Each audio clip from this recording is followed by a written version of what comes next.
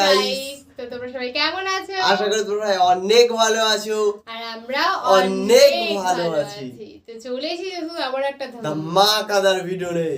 একদম। তো যারা যারা এখনো পর্যন্ত চ্যানেলকে সাবস্ক্রাইব করোনি প্লিজ গাইস সাবস্ক্রাইব করে দাও, আর যারা সাবস্ক্রাইব করেছো তাদেরকে অসংখ্য ধন্যবাদ। একদম। তো তোমরা তো সবাই জানো যে আমরা কিন্তু আমাদের ধর্মটাকে নিয়ে বড্ড বেশি আর কি গর্ব করি। অবশ্যই এটা হওয়াই উচিত, যার যার ধর্ম তার কাছে একদম ভালো। তো সেই হিসাবে কিন্তু আমাদের ধর্ম, আর ইদানিং কিন্তু তোমরা অনেকে দেখতে পাচ্ছ যে প্রচুর বাইরের যত ধর্ম আছে সেই ধর্ম কিন্তু আমাদের ধর্মের মধ্যে চলে আসছে। তার মানে তোমাদেরকে বুঝতেই হবে আমাদের ধর্মটা অ্যাকচুয়ালি অনেকটা ভালো, বা এমন কিছু ঘটাচ্ছে বা এমন কিছু করতে চলেছে যার জন্য মানে পার্শ্ববর্তী যত ধর্ম আছে সবাই আমাদের ধর্মের মধ্যে চলে আসছে। তেমনই কিন্তু আজকের ভিডিওটা। তো গাইস থাম্বনেল দেখে তোমরা বুঝতে পেরেছো যে কি সম্বন্ধে আমরা কথাবার্তা বলছি গাইস আজকে, ওই জন্যই কিন্তু এতগুলো কথা বললাম। অবশ্যই অবশ্যই। তো চলো গাইস বেশি কথা না বলে আজকে আগে টাইটেলটি আগে দেখে নেওয়া যাক।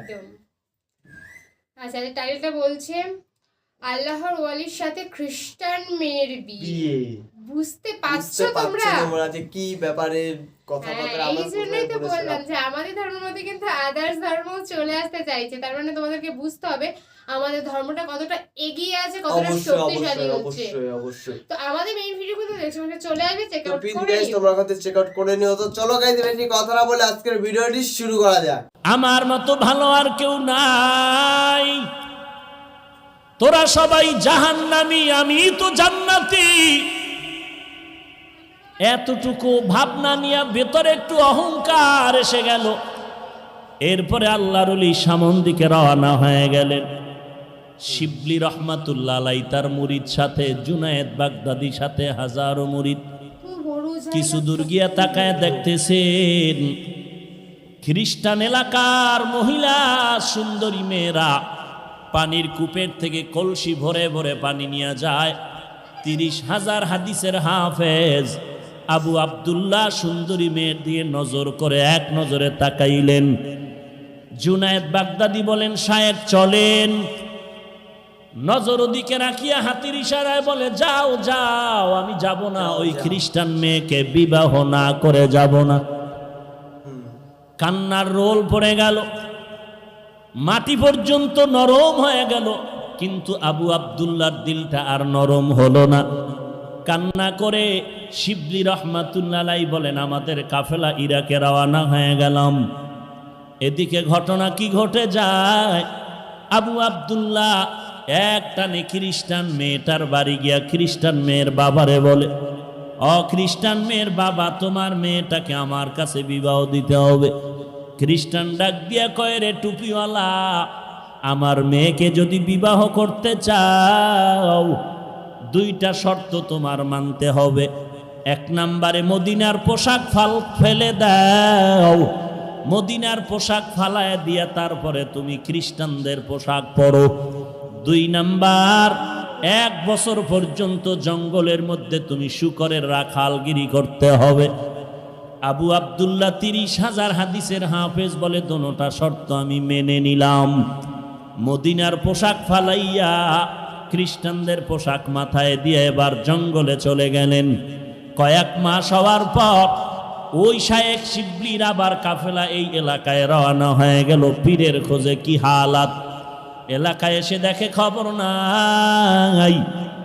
খোঁজ করে দেখতেছে জঙ্গলের মধ্যে একটা লাঠির উপরে দাঁড়ানো, মাথায় ক্যাপ লাগানো, মদিনার পাগড়িও নাই। শিবলি রহমাতুল্লাহ আলাইহি গিয়া পা জড়ায় কান্না শুরু করলেন। এমন কান্না বলে চলে, ইরাকের মধ্যে হাজার হাজার মুরিদানরা কান্না করে আপনাকে দেখার জন্য। আবু আব্দুল্লাহর দিলটা নরম হয় না, সবার কান্নায় পাতার পানি ঝরে, শূকরের চোখেও পানি জমা হয়ে গেল। এইবারও তারা নিরুপায় কান্না করে আবার ইরাকের পথে রওয়ানা। কিছু দূর যাইতেছে, শায়েখ শিবলি বলেন, আমরা হাঁটতেছি ইরাকের পথে, হঠাৎ করে তাকায় দেখি কিছু দূর থেকে একটা পানির কূপ থেকে আমাদের শায়েখ আবু আব্দুল্লাহ উলঙ্গ গোসল করে উঠে আর কালেমায় শাহাদাত পরে আর বলে, আমাকে কাপড় দিয়ে আবৃত করে নাও। আমরা কাপড় দিয়ে আবৃত করলাম, ইরাকের খানেকায় তাকে নিয়ে গেলাম। খ্রিস্টান মেয়েকে বিবাহ করা হলো না।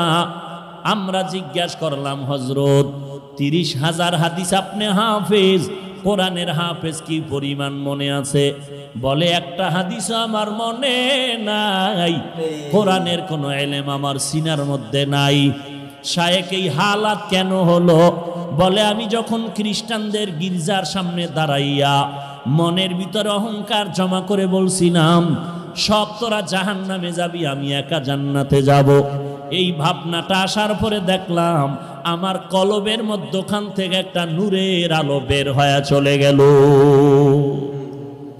মান ইয়াহদিল্লাহু ফাহুয়াল মুহতাদ ওয়া মান ইউদ্লিল ফালান তাজিদা লাহু ওয়ালিয়াম মুরশিদা। এত বড় আলেম, এত বড় আল্লামা, এত বড় ডক্টর, এত বড় আওলাদে রসুল, সে কি ভুল করতে পারে? এত বড় আলেম, এত বড় আল্লামা সঠিক পথে থেকে জান্নাতে যেতে পারবে, তার গ্যারান্টি কি? তার গ্যারান্টি কি? অহংকারী হয় না রে ভাই। আমি যত বড় বক্তা হই না কেন, খোদার কসম, পটিয়া মাদ্রাসার বাণী মুফতি আজিজুল হক রহমাতুল্লাহ আলাই স্টেজে বসে যখন নাহমাদুহু বলে টান দিতেন, ময়দানের মধ্যে কিয়ামতের আলামত শুরু হয়ে যেত, কান্নার আওয়াজ। চরমনায়ের জমিনে ঘুমান্ত সৈয়দ ফজলুল করিম মাত্র ঘড়ি ধরা 40 মিনিটের বয়ান, সারা ময়দানের ভেতরে কান্নার আওয়াজ। আর আমি 3 ঘন্টা চিল্লাইল, নিজেরও কান্না নাই, উম্মতেরও কান্নার খবর নাই। ওরে আল্লাহর বান্দা, যত বড় মুহাদ্দিস, যত বড় মাওলানা, মুফতি আর খতিব দাবি করি না কেন, ভালো করে অন্তরকে থামায়া দাও। হাজী এমদাদুল্লাহ মুহাজিরে মক্কি এবং মুহাদ্দিস শাহ ওলিউল্লাহ মুহাদ্দিস দেহলভির মতো কোনোদিন হওয়া যাবে না, কিন্তু তাদের কি হালাত! মরণ পর্যন্ত কান্নার উপরে ছিলেন, কবরে একা কেমনে থাকবো? আল্লাহর ভয় অন্তরে ঢুকাও। এজন্যই আমি বলেছি, আবারও বলছি, কথাটা মনে রাখো। কিয়ামত পর্যন্ত যত বয়ান হবে, মানুষ এই বয়ানের মধ্যে আমল করবে না যতক্ষণ পর্যন্ত আল্লাহর প্রতি আযাবের ভয় না আসবে। আর আল্লাহর আযাবের ভয় অন্তরে ততদিন পর্যন্ত আসবে না যতদিন পর্যন্ত বান্দা আল্লাহ ওয়ালার সোহবতে না যাবে। রশিদ আহমদ গঙ্গুহি রহমাতুল্লাহ আলাইহি এত বড় আলেম, তার কি দরকার ছিল কোরআন হাদিস পড়িয়াই তো মাওলারে পেয়ে যাইতেন, কিন্তু আরেকজন আল্লাহওয়ালার পেছনে যাওয়ার কি প্রয়োজন? হাজী এমদাদুল্লাহ মুহাজিরে মক্কি রহমাতুল্লাহ আলাইহি ইলমের লাইনে দৌড়াত কম, দুনিয়ার লাইনে ক্লাস বেশি করতে পারেন না। কিতাব পড়তেছেন আল কালিমাতু লফজুন উজিয়ালি মা'নান মুফরাদান মুফরাদুন মুফরাদিন। মনে মনে কল্পনা করে এগুলো পড়লে কি হবে, পড়লে কি হবে, এই পড়া লাভ কি? ফাআলা ফাআলা ফাআলু পরে কি লাভ? একজনে কয় এগুলো পড়লে তুই আমার আল্লাহর সাথে গভীর সম্পর্ক করতে পারবি, এগুলো আল্লাহর মারিফতের মাঝখানের বন্ধন। হাজী এমদাদুল্লাহ পাগল হয়ে গেলেন, আমার মাওলারে তো একটু চেনা দরকার, চিনি না, কোথায় আমার মালিক রে পাই?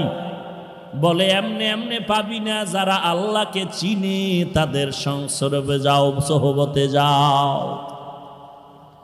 এবার হাজী এমদাদুল্লাহ আল্লাহর দরবারে কান্না করেন, হে মালিক, তুমি তোমার একজন খাস বুজুর্গের সন্ধান আমাকে দাও, যার সোহবতে থাকলে আমি তোমার মারিফত অর্জন করতে পারি।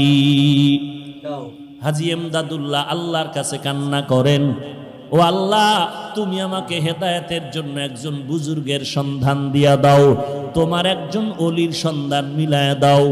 ঘুমের ঘরে ঠিকানা পেয়ে গেল, জানজানব জায়গার মধ্যে নূর মোহাম্মদ জানজানবীর সন্ধান পেল। ওখানে চলিয়া যা, ওখান থেকে মারেফতের একটু আগুন সিনায় লাগায় নাও। যদি সিনায় লাগাইতে পারো, মারেফতের আগুন যদি জ্বলিয়া যায়, জিন্দেগি তোমার কামিয়াবির দরওয়াজায় চলে যাবে। হাজী এমদাদুল্লাহ আল্লাহর পরিচয় নেওয়ার জন্য জানজানব দৌড়াইতেছেন আল্লাহর মোলাকাতের জন্য। আল্লাহর ওলির কাছে যায়, খুঁজতে খুঁজতে গিয়া দেখে জংলার কিনারে একটা মক্তব, ছোট একটা ঘরের মধ্যে ওই আল্লাহর বান্দা ছোট ছোট ছাত্রদেরকে আলিফ বা তা শিখাইতেছে। দেখা মাত্র হাজী এমদাদুল্লাহ ঢুকে দিলেন সালাম। নূর মোহাম্মদ জানজানবী ডেকে বলেন, ইমদাদ, এত আগে তুই কইছিলি, আগে কেন আসো নাই? তাড়াতাড়ি কেন আসো নাই রে ইমদাদ? আউলিয়ারা কারে উকবা এখতিয়ার, জাহেলারা কারে দুনিয়া এখতিয়ার। মাইলে মোমেন সোয়ে মোমেন মিশাওয়াত, মাইলে কাফির সোয়ে কাফের মিশাওয়াত। ভাইরা আমার, হাজী এমদাদুল্লাহ ওখানে বসলেন, কিন্তু মনে মনে একটি প্রশ্ন। আমি আল্লাহর কাছে দোয়া করলাম, আল্লাহ বড় বুজুর্গের সন্ধান দাও, কিন্তু যে পাইলাম মক্তবের হুজুর। চাইলাম বড় হুজুর, পাইলাম মক্তবের হুজুর। নূর মোহাম্মদ জানজানবী ডেকে বলেন, রে ইমদাদ, মনে মনে কি চিন্তা করো? নবীর হাদিস কি শোনো নাই? খায়রুকুম মান তাআল্লামাল কুরআন ওয়া আল্লামা। আল্লাহর নবী বলেন, জমিনের মধ্যে সর্বশ্রেষ্ঠ ওই ব্যক্তি যে নিজে কোরআন শিখে এবং অন্যদেরও কোরআন শিখায়। মক্তবের হুজুর মনে করিয়া ছোট বানাইও না, বরং নবীর হাদিস মতে ইনি হলো বড় শ্রেষ্ঠ। এলমেরা এজাজু করদন বেহিসাব, খলকেরা দাদন জওয়াবে বাসওয়াব। এবার এমদাদুল্লাহ বসে আছেন, কিছুদিন ওখানে রাখলেন আর বললেন, যাও নিজের এলাকায় গিয়া তোমার ক্লাসের পড়া শেষ পর্যন্ত শেষ করো, তারপরে আসো। হাজী এমদাদুল্লাহ এবার আল্লাহর ওলির পরামর্শ নিয়ে আবার বাড়িতে চলে আসলেন। আসার পরে বাকি কিতাবাদিগুলো ক্লাস ওরই শেষ করবেন। কিন্তু ভাগ্যের নির্মম পরিহাস, ক্লাসের মধ্যে ঢুকেন, ক্লাসে ঢুকার পর যে কোনো কিতাব উল্টাইতেছে, দেখে একটা পৃষ্ঠার মধ্যে কালো কোনো অক্ষর নাই, সব পৃষ্ঠা সাদা। এইটা বাদ দিয়ে আর এক কিতাব খুলে, এটা বাদ দিয়ে আর একটা কিতাব খুলে দেখে এটায় কোনো লেখা নাই, এগুলো সাদা। এইভাবে করতে করতে দেখে একটা সবকও নাই, লেখা নাই, সব সাদা সাদা সাদা। আবার চলে গেলেন শায়েখের দরবারে, ডাক দিয়া বলেন, নূর মোহাম্মদ ইমদাদ, আবার আসলি কেন? লেখাপড়া কি শেষ হয়ে গেল? বলে না না। বলে শেষ করো নাই কেন? বলে আমি যত পড়ার জন্য চেষ্টা করি, যত পৃষ্ঠা উল্টাইতেছিলাম দেখি সাদা, কোনো লেখা দেখা যায় না। নূর মোহাম্মদ জানজানবী ডেকে বলে, বাবা আর লাগবে না, দিলের তামান্না তোমার এমন হয়ে গেল, সোহবতে থাকতে থাকো, আল্লাহ যদি কবুল করে, যেই লেখাপড়া করে তুমি এলেম পৃষ্ঠা থেকে অর্জন করবা, আমার আল্লাহ যদি খুশি হয়, ওই এলেম তোমাকে এক মুহূর্তে সিনায় জমা করে দিবেন। या इलाही मुझसे मुझको दूर कर, ताके देखो मुझ में तुझको एक नजर। या इलाही तू मेरा माबूद है, या इलाही तू मेरा माशूक है, या इलाही तू मेरा सत्तार है या इलाही तू मेरा गफ्फार है। एरे नबीर उम्मते हाजी इमदादुल्लाह मुहाजिर मक्की আল্লাহর ওলির নেক নজরে কি পরিমাণ দামি হয়ে গেলেন, কেমন মারেফতের আগুন তার সিনায় লেগে গেল, কেমন আল্লাহর গোলাম, আল্লাহ তাআলা কেমন দামি করে ফেললেন। আল্লাহর ওলির নেক নজর যখন লেগে গেল, বান্দার সিনার মধ্যে পরিবর্তন শুরু হয়ে গেল। আমি প্রায় সময় উদাহরণ দিয়া বলি, একটা শিশু বাচ্চা আমার কাছে নিয়ে এসে বলে একটু ফু দিয়া দেন, দম করেন, অসুস্থ। আমি বললাম ডাক্তার দেখেন না কেন? বলে ডাক্তারের ঔষধ খাইলো ভালো হয় না। আমি বললাম তো ব্যাপারটা কি? বলে বদনজর, বদনজর, বদনজর। একটা বেহায়া বেআমল গাঞ্জাখোরের বদনজরে যদি একটা বাচ্চার মধ্যে। তো বন্ধুরা, আমাদের ভিডিওটি তোমাদের কেমন লাগলো অবশ্যই তোমরা কমেন্টে জানিয়ে দিও। ও কিন্তু ভেবেছিল যে আমাদের মুসলমান ধর্ম থেকে গিয়ে সে খ্রিস্টান ধর্মের খ্রিস্টান মেয়েকে বিয়ে করবে, কিন্তু তাদের ধর্মের ব্যাপারটা কি হলো, শেষ পর্যন্ত তাকে কিন্তু চলেই আসতে হলো। নিজের ধর্ম, আমার মনে হয় নিজের ধর্মের মধ্যে থাকাটাই সবচেয়ে বেটার অবশ্যই। তো মানে যারা এরকম ভাবনা চিন্তা করো, আমার মনে হয় তাদের জন্য একদমই সেটা না করাটাই বেটার। আমাদের ধর্মে যদি এরকম কেউ আসে, আমরা কিন্তু কখনো তাকে মানে জোর করি না যে তোমাকে এই ধর্মটাই নিতে হবে। হ্যাঁ, তুমি তোমার ধর্ম নিয়ে থাকো, কোনো সমস্যা নেই, কিন্তু আমাদের সাথে থাকো অবশ্যই। মানে আমরা কখনো এরকম করে ফোর্স করি না। কিন্তু তোমরা দেখো যে অন্য ধর্মের মধ্যে যদি যায় কেউ, আমাদের ধর্মের কেউ, তো তাকে ফোর্স করা হয় যে তুমি তোমার ধর্মটাকে ছেড়ে দাও, আমার ধর্মের মধ্যে আসো। এটা কিন্তু ঠিক না। কারণ যার ধর্ম তার কাছে, কারণ সে সেই ধর্মে মানে জন্মেছে, এত বড় হয়েছে, সে তার ধর্ম কি করে ছাড়বে? তো চলো গাইস, নেক্সট কোনো ধামাকাদার ভিডিওতে গাইস তোমাদের সাথে আবার দেখা হবে। আজকের মতন এখানে টাটা।